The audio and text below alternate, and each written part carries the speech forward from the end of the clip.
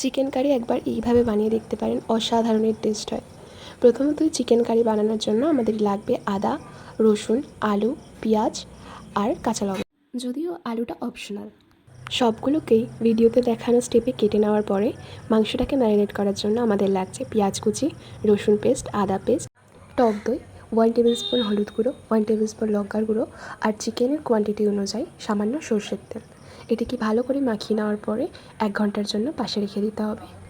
এইভাবে চিকেনটাকে রেখে দেওয়ার একটাই কারণ, এতে মশলাগুলো চিকেনের মধ্যে খুব ভালোভাবে ঢুকে যায় আর চিকেনের যে স্বাদটা এটা দ্বিগুণ বেড়ে যায়। এই সুযোগে আমাদের চিকেন কারির আলুগুলোকে 50% ফ্রাই করে নিতে হবে।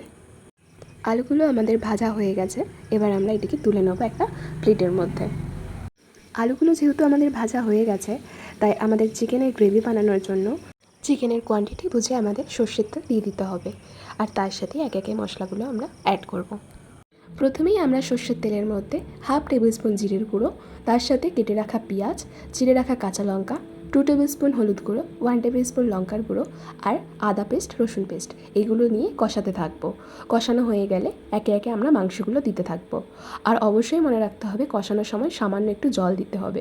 জল না দিলে মশলাগুলো পুড়ে যাওয়ার চান্স থাকে।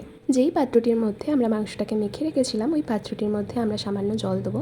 যেই জলটা আমরা মাংসে ইউজ করব, সেই জলটা তোমাদের নিজেদের পরিমাণ মতো দিয়ে গ্যাসে গরম করে নিও।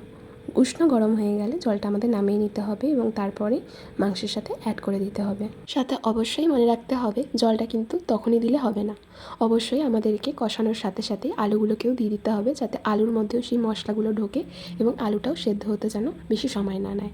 মাংস এবং আলুগুলো বেশ কিছুক্ষণ কষানো হয়ে যাওয়ার পরে তবেই আমাদেরকে জল অ্যাড করতে হবে। আমাদের মনে রাখতে হবে মেন কষানোতেই মাংসের টেস্টটা আসবে।